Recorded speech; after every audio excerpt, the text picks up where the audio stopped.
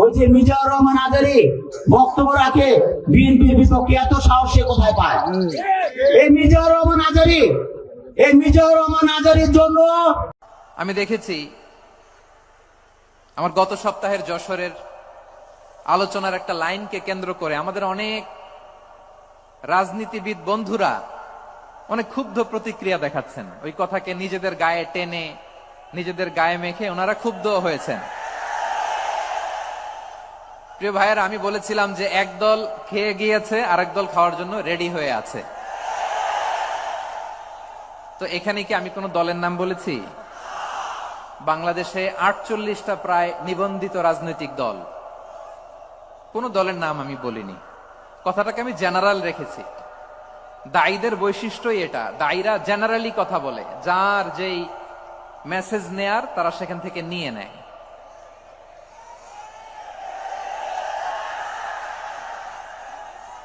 তো কোন দল এটা নিয়ে কোনো কথা বলল না। আপনারা এটাকে নিজের গায়ে যে মাখালেন, এটা ঠিক হয়নি।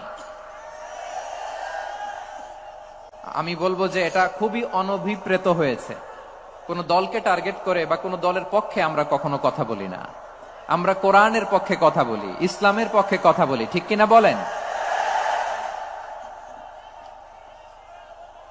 সো একটা জেনারেল কথাকে যদি আমার রাজনীতিবিদ বন্ধুরা নিজেদের গায়ে মাখেন, ক্ষুব্ধ প্রতিক্রিয়া জানান, এতে করে সাধারণ জনগণের কাছে একটা নেগেটিভ মেসেজ যাবে ওনাদের ব্যাপারে। এটা হোক আমরা চাই না। এদেশের যত এই যে আমার ভাইয়েরা, এই যে আমি এই যে কথা বলতেছি, সাদা টুপি, ও আচ্ছা আচ্ছা, চলে যাবেন না? একটু জায়গা দিয়ে দেন ওনাকে। হয় কি, লক্ষ লক্ষ মানুষের ভিড়ে আপনি যদি উঠতে চান খুব কঠিন হয়ে যায়। যদি পারেন একটু বসেন, আর না পারলে ভাইকে একটু জায়গা দিয়ে দেন। আমার দিকে তাকান, এই সিলেট, এদিকে তাকাও, এদিকে এদিকে, ফাইন। তো আমার প্রিয় রাজনীতিবিদ বন্ধুদের আমি বলবো, কথাটা ছিল ভেরি জেনারেল, এটা নিজেদের গায়ে মাখানোর কোনো দরকার নাই। আমরা এই যে এক্সিস্টিং যে রাজনৈতিক চর্চা, এটা থেকে আমরা বেরিয়ে আসতে চাই। আমরা চাই না এদেশে চাঁদাবাজি, দখলবাজি থাক, ঠিক কিনা বলেন? এদেশে কোনো দুর্নীতি থাক, টেন্ডারবাজি থাক, এগুলো আমরা চাই।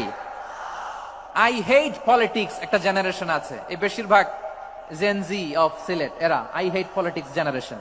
এরা পলিটিক্স কে পছন্দ করে না। তো কেন করে না, এর দায়ভার আমাদের আছে না নাই? আছে। এবং আমরা দেখেছি ক্ষমতার পালাবদল যখন হয়, এক সরকার যায় আরেক সরকার আসে, তখন দুর্নীতির ফিরিস্তি আমরা জানতে পারি, এর আগে জানতে পারি না। প্রতিটা দলের ভেতরেই আমরা এই বাজে চর্চাটা দেখেছি। সো এখন আমাদেরকে শুধরে নেয়ার সময় এসেছে। এটা এই সুন্দর সময়, নতুন প্রভাতের বাংলাদেশ, নতুন ভোরের বাংলাদেশ, এই সময় আমরা কাদা ছোড়াছড়ি যেন না করি। আমাদের শপথ নেয়ার সময় এসেছে। প্রতিটি দল, নিবন্ধিত 48টি, সবগুলো দলের এখন শপথ নেওয়া উচিত যে আমরা কোনোদিন আর চাঁদাবাজি করব না, টেন্ডারবাজি করব না, দখলবাজি করব না। আমরা সবসময় দেশের পক্ষে থাকব, সবসময় দেশের পক্ষে থাকব। সেই কথাগুলো ছিল ভেরি জেনারেল।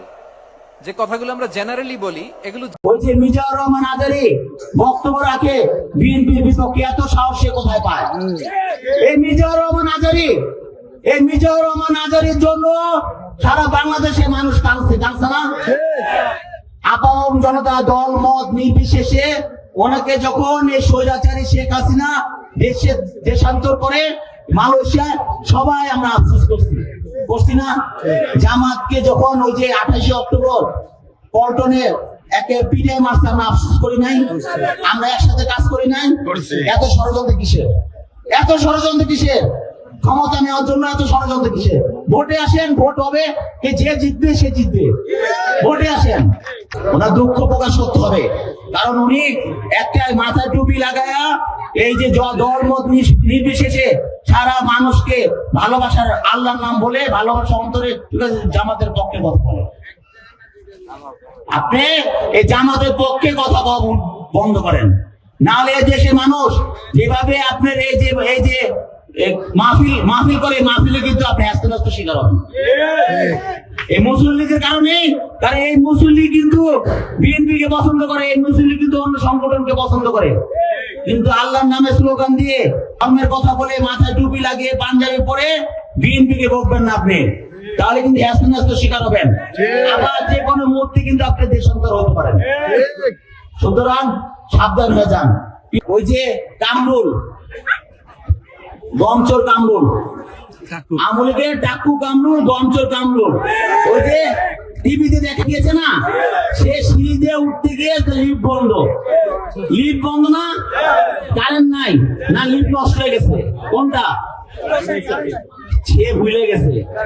এই বিএনপি কি পরিমাণ নিপীড়ন নির্যাতন চালিয়েছে, পায়ে গুলি করে তাকে ল্যাংড়া সিএমএম করে নালতলা উঠিয়েছে না, আমলে উঠিয়েছে, লিফট নষ্ট, কারেন্ট বন্ধ করে ওই যে আমাদের অন্তর্বর্তীকালের সরকার ডক্টর ইউনূসকে পায়ে হেঁটে 9 তলায় উঠিয়েছে সিএম করে। আজকে সে তার লিফট নাকি নষ্ট হয়ে গেছে, গালাগালি করে না, ওকে টাইনা হেসরাইয়া 9 তলায় উঠার দরকার ছিল। আমাদের পুলিশ ভাইরা কিন্তু তা করে না, এখন সব হলো ছাত্র দল। ওই যে প্রশাসনের কাছে গেলে বলে সে একসময় ছাত্র দল করছে, আগে কখনো শুনছেন? আমাদের মা ভাই বোন বাচ্চারা যে থানায় গেলে নিপীড়ন নির্যাতন চালায়, তখন যদি দেখার জন্য যদি বলে, তখন কোন পুলিশ বলছে যে ভাই আমি ছাত্র দল করছি, আপনি শান্ত হন, আপনার ভাইকে আমি দেখে রাখো, বলে নাই। এখন সব ছাত্র দল, যখনই যাকে জিজ্ঞাসা করি সকলে সব প্রশাসনের লোক এবং ছাত্র দল, বুঝছেন, সব ছাত্র দল। আবার মামলা দিতে চান, ওই যে আমাদের বিএনপি নেতা কর্মী সামান্য একটু ঝগড়াঝাটি করে না, হ্যাঁ, মিলানোর পরিবর্তে তারা মামলা দিয়ে দেয়, সে নাকি ছাত্র দল করে।